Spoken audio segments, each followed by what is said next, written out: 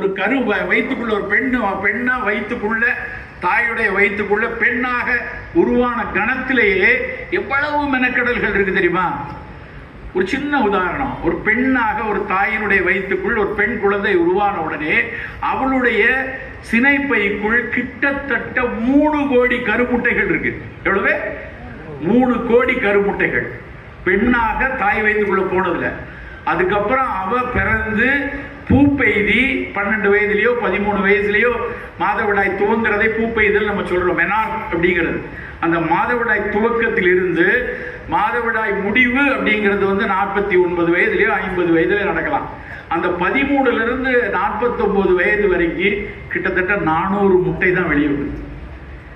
அந்த 3 கோடி முட்டையிலிருந்து அந்த 400 முட்டைகளை எப்படி, எதற்கு, யார் தேர்ந்தெடுத்து வெளியே வருதுன்னு யாருக்கும் தெரியாது.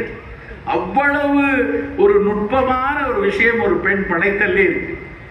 அந்த பெண் குழந்தைய பிறந்ததிலிருந்து அவர்களுடைய இறுதி காலம் வரைக்கும் பல காப்புகளை, நோய் வராமல் தடுப்புகளை நிறைய இயற்கை நமக்கு சொல்லி கொடுத்திருக்கிறது.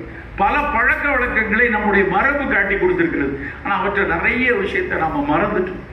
சில விஷயங்களை திருப்பி உங்களுக்கு நினைவூட்டுவதற்கு தான் இந்த பேச்சு, இந்த உரை. அதற்காகத்தான் முதல்ல நம்ம ஃபர்ஸ்ட் பார்க்கணும்னு நினைக்கிறது, சிறு குழந்தை பெண் குழந்தையிலிருந்து என்ன மெனக்கடல் நமக்கு இருக்கும். நமக்கு எல்லாருக்கும் தெரியும், தாய்ப்பால் கொடுப்பது அதெல்லாம் தெரிஞ்ச விஷயம். 1.5 வயதுலேருந்து 2 வயது வரைக்கும் தாய்ப்பால் கொடுக்க வேண்டும். 6 மாதத்துக்கு அப்புறம் முதல் 6 மாதம் தாய்ப்பால் மட்டுமே போதும். அதுக்கப்புறம் திட உணவுகளை மெல்ல மெல்ல மெல்ல நாம் அந்த குழந்தைக்கு அப்படியே ஆரம்பிக்கணும். 6 மாதம் ஆகும்போது மெதுவாக ஒரு அரிசி பருப்பு கஞ்சி, ஹை கலோரி மீல்னு சொல்லுவோம், வெறும் அரிசி, நல்ல அந்த குழந்தைக்கு கொடுக்கும்போது நல்ல புழுங்கல் அரிசியாக ஒரு தூய மல்லி சம்பாவோ இல்லை கிச்சலி சம்பாவோ அது மாதிரி அரிசி ஒரு பங்குனா 1/3 பாசிப்பருப்பு, சிறுபருப்பு, ரெண்டையும் ஒரு நொறுவலா ஒரு ரவை மாதிரி உடைத்து அதை குழைய வேக வைத்து, அந்த குழைய வேக வைத்த கஞ்சியில ஒரு 4 சொட்டு தேங்காய் எண்ணெய் இல்லைன்னா 2 சொட்டு நெய் விட்டு அதை தான் முதல் கஞ்சியாக கொடுக்க சொல்றோம். பெரிய பெரிய புட்டி உணவுகள்லாம் நமக்கு தேவையே இல்லை. இதுக்கு பேரே சிஎம்சி வெள்ளூர்ல, நமக்கு வேலூர்ல இருக்கக்கூடிய கிறிஸ்டியன் மெடிக்கல் காலேஜ் குழந்தைக்கு அதைத்தான் முதல்ல கொடுக்க சொல்லுவாங்க. பேரே ஹை கலோரி மீல். குழந்தைக்கு அந்த வீனிங் பீரியட்ல முதல்ல கொடுக்கிறது. சரி, அது மட்டுமா? அது போர் அடிக்கும். அதுக்கு அடுத்து கேழ்வரகு பால் கஞ்சி. கேழ்வரகை தண்ணியில ஊற வச்சு அரைச்சு பால் எடுத்து அந்த பாலை கொஞ்சம் கஞ்சி மாதிரி காட்டி அது கேழ்வரகு பால் கஞ்சி. கேரளத்தில் என்ன பண்ணுவாங்கன்னா அதே நேரத்தில் நேந்திரம் பழம் மாவு கஞ்சி. நேந்திரம் பழம் ஒரு பஜ்ஜிக்கு போடுறாங்க, நேந்திரம் பழம் அதனுடைய ஒரு காவெட்டா இளம் பழமாக இளங்காயாக அதை எடுத்து அதை கட் பண்ணி காய வச்சு மாவாக்கியிருப்பாங்க. அந்த மாவுல கஞ்சி காய்ச்சி அதை கொடுக்கறது. இது மாதிரி ஆரம்பிச்சு படிப்படியா ஒரு காய்கறிகளை குழைச்சி கொடுக்கறது, கீரை சோறு கொடுக்கறது, கேரட் கீர் கொடுக்கறது, ராகி கஞ்சி கொடுக்கறது, சத்து மாவு கஞ்சி கொடுக்கறது, மெல்ல மெல்ல கொண்டு வரும். ஒரு 3-4 வயது ஆனதுக்கு அப்புறம் முதல் கவனம் எங்க இருக்கணும் அப்படின்னா, அந்த காலத்துல ஒரு குழந்தை நல்லா குண்டா இருக்குன்னு வச்சுக்கோங்க. அப்ப நம்ம நல்லா போஷாக்கா வளர்ந்துருக்கேன், குண்டா இருக்காளே, நல்ல விஷயம் அப்படின்னு நினைப்போம். நண்பர்களே, இன்றைக்கு பிரச்சனையே குட்டியா இருக்கக்கூடிய குழந்தைகள் மிக குண்டாக இருப்பது பெரும் ஆபத்து. நம்ம யோசிக்கவே கூடாது. நம்ம வீட்டுல குழந்தைய குண்டாண்டே கண்ணு வைக்காத, சின்ன பிள்ளைங்க அப்படின்னு நம்ம வீட்டுல யாராவது சொல்லுவாங்க, கண் நல்லா வைங்க, தயவு செய்து கண்ணை வச்சு. குழந்தை பருவத்திலே கொஞ்சம் குண்டா இருந்தாங்கன்னா எப்படி? ஏன்னா அது குழந்தை, சிறு மனது, பிஞ்சு மனசு, அதுக்கு தெரியாது தான் சாப்பிடுவது தனக்கு ஒரு பெரிய சிக்கலை பின்னாலே கொண்டு வரும் தெரியாது. அப்ப தாய் தான் அதற்கான முதல் கவனம் வைக்கணும். நீ இல்ல பாப்பா நீ கொஞ்சம் குண்டா இருக்க பாரு, அந்த பாப்பா விட நீ எடை கூடி இருக்க, நம்ம குறைக்கணும், நம்மளால முடியும், நம்ம வா 2 பேரும் சேர்ந்து ஓடலாம், வா நம்ம 2 பேரும் சேர்ந்து விளையாடலாம், நம்ம 2 பேரும் சேர்ந்து இந்த சாப்பாடெல்லாம் தவிர்க்கலாம்னு முதல்ல குழந்தைகளை. ஏன்னா எதை முதல்ல சொல்றேன்னா, மால் நியூட்ரிஷனுக்கு முன்னாடி இதை பேச வேண்டிய கட்டாயம் விட்டு. முன்னாடிலாம் என்ன பேசிட்டு இருந்தோம்னா, செவலையாக, ஒல்லியாக, பிஞ்சாக இருக்கக்கூடிய குழந்தைகள் இன்னைக்கும் நிறைய இருக்காங்க, அதை அடுத்து பேசுவோம். அதற்கு முன்னாடி அதிகமாக வந்திருக்கிறது இந்த மாதிரி குண்டு குழந்தைகள். அவர்களை சற்றே எடை குறைப்பதற்கான அத்தனை மெனக்கடையும் சிறு பிள்ளையிலேருந்தே வரணும். உடனே சார் ஒரு டயட் சார்ட் இருந்தால் சொல்லிட்டு போங்களேன், அப்படிலாம் இல்லை. நம்ம வீட்டு உணவுகளே நம்ம உணவுகள் கொடுத்தா போதும். ஆனால் முதல்ல தடுக்க வேண்டியது பாலும் இனிப்பும். ஏன்னா சின்ன பிள்ளையில பாலை கொடுத்து பழகிருக்கோம். அந்த குண்டா இருக்க குழந்தைகள் கண்டிப்பாக பாலை தவிர்க்கணும். நல்லா தயிர் சோறும் உருளைக்கிழங்கு பொரியலும் சாப்பிட்டு பழகிச்சு வைங்க, எனக்கு நல்ல கேர்ட் ரைஸும் பொட்டேட்டோ ஃப்ரையும் கொடுங்க அப்படின்னு அடம் முடிக்காத பிள்ளையில இருக்காது. கண்டிப்பாக தவிர்க்கணும். பெண் குழந்தைகளுக்கு ஏன் இதை வலுக்கட்டாயமாக சொல்கிறேன் அப்படின்னா, சற்று எடை கூட இருக்கக்கூடிய பெண் குழந்தைகள் வெகு சீக்கிரமாக மெனார்க்காரதுக்கு மாதவிடாய் தூங்குவதற்கான வாய்ப்பு உண்டு. சாதாரணமாக இந்தியாவில் 14 வயதுங்கிறது மாதவிடாய் தூங்குவதற்கான வயது. அது இப்போ குறைஞ்சி 13 ஆகி 12 ஆயிடுச்சு இப்போவே. ஆனால் இன்னும் வருங்காலத்தில் அது 9, 10க்குன்னு நிறைய குழந்தைகள் அது மாதிரி இளம் வயதிலே பூ பெய்வதற்கான வாய்ப்புகள் அதிகம். அப்படி இளம் வயதிலேயே மாதவிடாய் துவங்கக்கூடிய குழந்தைகளுக்கு மற்ற பெண் குழந்தைகளை விட மகளிர் நோய்கள் வருவதற்கான வாய்ப்புகள் அதிகம். நண்பர்களே, சில விஷயத்தை நாம் மனதில் முன்னால் ஏற்றுக்கொள்ளும். இப்படி குண்டா இருக்கிற குழந்தை சீக்கிரமே ஏஜ் அட்டன் பண்ணிச்சு, அதெல்லாம் ஒன்றும் பிரச்சனை இல்லைன்னு நினைக்க கூடாது. அந்த குழந்தைகள் 14 வயதில் ஆரோக்கியமாக ஒல்லியாக இருந்து சரியான ஆரோக்கியத்தோடு இருக்கக்கூடிய குழந்தைகளை விட அவர்களுக்கு கருப்பையில், சினைப்பையில், மார்பகத்தில் வரக்கூடிய நோய்கள் சற்று வாய்ப்புகள் அதிகம். அப்ப அந்த கவனம் நமக்கு இருக்கணுமா வேண்டாமா? சின்ன வயசுலேயே அந்த கவனம் மிகச் சரியாக இருக்கணும். அப்ப என்ன மாதிரி உணவுகளை கொடுக்கணும்? இங்க இருக்கிற பிரச்சனை என்னன்னா, நாம் புரதச்சத்தை மிக மிக குறைவாகவும் கார்போஹைட்ரேட் சத்தத்தை அதிகமா எடுக்கக்கூடிய ஒரு சூழல் நமக்கு இருக்கும்.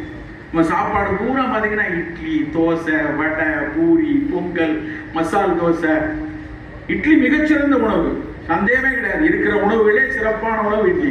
ஆனா எடை குறைக்கணும், நான் நல்ல உடல் எடையை குறைக்கணும்னு நினைக்கும் போது புரதங்களை மிக வேகமாக கையாளணும். நம்ம சாப்பிட்ற உணவுகள்ல மிக மிக குறைவு புரதம்.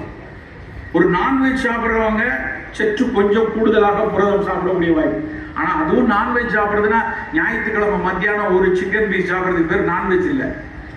நான் வெஜிடேரியனா தினம் நான்வெஜ் சாப்பிடும், தினம் 2 துண்டு மீன், தினம் ஒரு முட்டை, தினம் ஒரு கோழி துண்டு, இல்லை புலால் துண்டு, அதுதான் நான் வெஜிடேரியன். ஆனால் நம்ம ஊர்ல நான் வெஜிடேரியன் சொல்லிட்டு வாரத்துக்கு ஒரு நாள் எடுத்தா புரதம் பெருசா கிடைச்சிடாது. இதாவது பரவாயில்ல, வெஜிடேரியன் சார், அவன் வெஜிடேரியன் கிடையாது, உண்மையில அவன் சோற்றேரியன். வெறும் சோறை தான் குவிச்சு வச்சு சாப்பிட்டு ஒரு ஸ்பூன் காய், ஒரு ஸ்பூன் கூட்டு, அதுக்கு பேர் வெஜிடேரியன் இல்லை. தட்டுல 80% காய்கறிகள் வைத்திருப்போர் பேர் தான் வெஜிடேரியன். ஸோ உங்க வீட்டில் தட்டுல ரெயின்போ மாதிரி நல்ல அத்தனை நிறங்கள்லையும் நல்ல சிகப்பு நிறத்துல பீட்ரூட் பொரியல், அப்புறம் நல்ல பச்சை நிறத்துல காய்கறியில கீரை கூட்டு, அது மாதிரி ஒரு நிறத்துக்கும் ஒரு காய்கறிகளை வச்சு உங்க ரெயின்போ ஃபுட்டா இருக்கணும் உங்க ஃபுட்டு.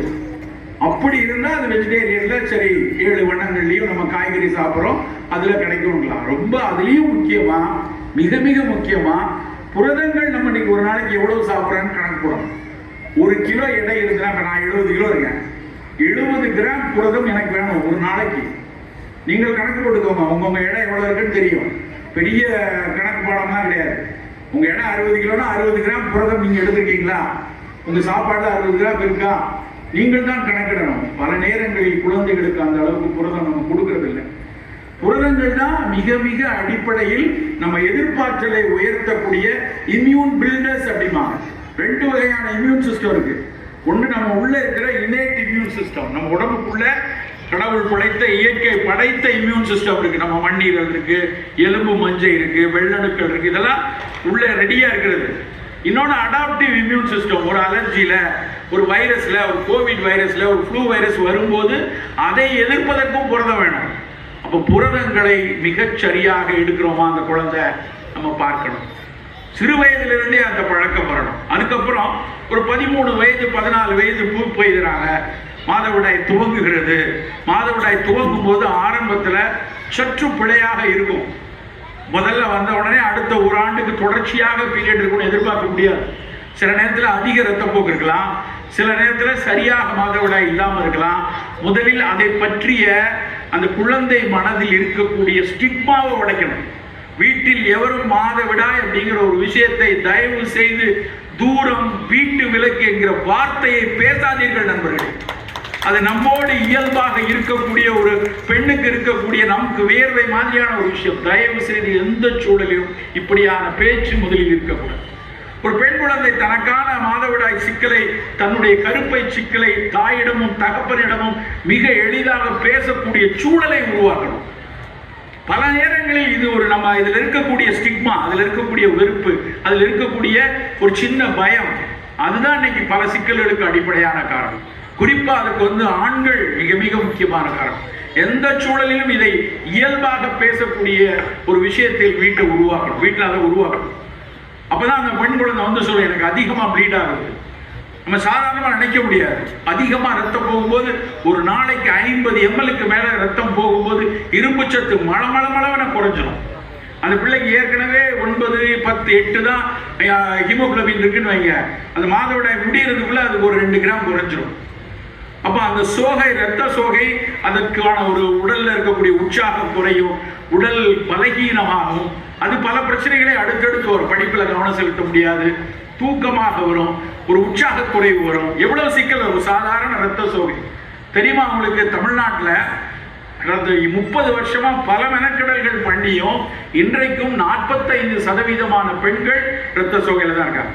இன்னைக்கு டேட்டா 45%. இப்ப இங்க இருக்கிற மக்கள் ஒரு 100-150 பெண்கள் இருக்கீங்கன்னா உறுதியா சொல்லலாம், இதுல ஒரு 60-70 பேர் ரத்த சோகையில தான் இருக்கீங்க. ஏதோ ஒரு நோய்க்கு போய் மருத்துவத்தை போகும்போதுதான் நமக்கு ஹீமோகுளோபின் குறைஞ்சிருக்குன்னு தெரியும். அப்போ மாதவிடாய் காலத்தில் நம்ம ரொம்ப கவனமா இருக்க வேண்டியது, சரியான இரும்பு சத்து கொடுக்குறோமா, சரியான அந்த சுழற்சி சரியாக இருப்பதற்கு என்ன உணவு கொடுக்கணும், அதை நல்லா புரிந்து கொள்ளணும். ஃபர்ஸ்ட் திங், பீரியட் 6 அன்னைக்கு மாதவிடாய் 4 நாள் எப்படி இருக்கணும்? முதல்ல ஆண்களுக்கு முதல்ல தெரிஞ்சுக்கணும் மாதவிடாய் எப்படி இருக்கணும். முதல் நாள் லேசா இயல்பாக அந்த இரத்தப்போக்கு இருக்கணும். 2வது நாள் 3வது நாள் நல்ல இரத்தப்போக்கு இருக்கும். 4வது நாள் காலையில சற்றே குறைய ஆரம்பிச்சு கட்டுப்பாட்டுக்கு வரணும். இதுதான் இயல்பா நடக்கிறது. ஆனா ஒருவேளை அதிக இரத்தப்போக்கு இருந்துச்சு அப்படின்னா அதை உடனடியாக அந்த குழந்தைக்கு ஒரு அயற்சி இருக்கும் அப்படின்னா அந்த முதல்ல இரும்பு சத்து நல்லா கொடுக்கறதுக்கான பழக்கம் இருக்கணும். அப்ப அந்த குழந்தைக்கு கூடுதலாக அத்திப்பழம், கூடுதலாக மாதுளம்பழச்சாறு, கூடுதலாக எள்ளுல செய்யப்பட்ட முட்டாய் இதை கொடுக்கணும். எள்ளுல இருக்கக்கூடிய இரும்பு நம்ம பலருக்கும் டக்குன்னு வரும், எள்ளு நிறைய ப்ளீட் ஆயிருமே, எள்ளு நிறைய சூடாகும். அப்படி இல்லை. நம்ம மாதவிடாய் சுழற்சியில அந்த 3-4 நாட்களுக்கு எள்ளு உருண்டை, எள்ளு மிட்டாய் கொடுக்கணும். அப்போ குறிஞ்சி போறது நல்லது. மாதவிடாய் முடிந்த உடனே அந்த 4வது நாட்கு அப்புறம் கரு முட்டை வளரக்கூடிய பருவம் 10 நாட்கள் மெல்ல மெல்ல அந்த ஃபாலிக்கல் விட்டுக்கிட்டே வரும், வளர்ந்துட்டே வரும். 14வது நாள் அது உடைஞ்சு அதுல இருந்த கரு முட்டை அந்த கருக்குழாய் வழியாக கருப்பை நோக்கி நகர்ந்து வரும். அதுதான் பிசியாலஜி, உடல் இயங்கியல். அப்போ அந்த மாதவிடாய் முடிஞ்சு அடுத்த 10 நாட்கள் பெண்களுக்கு பெண் குழந்தைகளுக்கு ரொம்ப ரொம்ப முக்கியமான நாள். அந்த 10 நாட்கள் உளுந்து கொடுக்க வேண்டும் நண்பர்கள். உளுந்து கொடுக்கணும். எப்படி கொடுக்கறது? எப்படி வேணாலும் கொடுங்க. உளுந்த கஞ்சி, உளுந்த வடை, உளுந்து தோசை, கருப்பு உளுந்த நல்லா பொடி பண்ணி வறுத்து வச்சு மாவை வச்சு வேற ஏதாவது பலகாரம் செய்யறோமா கொடுக்கலாம். அப்போ அந்த பீரியட் 4 நாள் எள்ளு, அப்புறம் 5வது நாள்ல இருந்து 15வது நாள் வரைக்கும் உளுந்து நல்ல புரதமும் கூட, அதை நிறைய எடுத்துக்கணும். அந்த கரு முட்டையிலிருந்து அப்படியே அந்த ஃபாலிக்கல் ரப்சர் ஆகி எக்கு டியூபுக்குள்ள வந்ததுக்கு அப்புறம் கருப்பையை வலுவாக வைத்துக் கொள்வதற்கும் அதிக இரத்தப்போக்கு வராமல் இருக்கவும், குறிப்பா டிஸ்மெனோரியா மாதவிடாய் சமயத்தில் வலி இல்லாமல் இருப்பதற்கும் வெந்தயம் கொடுக்கணும். அந்த 15லிருந்து அடுத்த 28வது நாள் வரைக்கும் வெந்தய பொடியை ஏதாவது ஒரு வகையில் வறுத்து பொடி பண்ணி வச்சுக்கோங்க. இல்லை ஊற வச்சு கொடுங்க, இல்லை முளைக்கட்டி வச்சு கொடுங்க.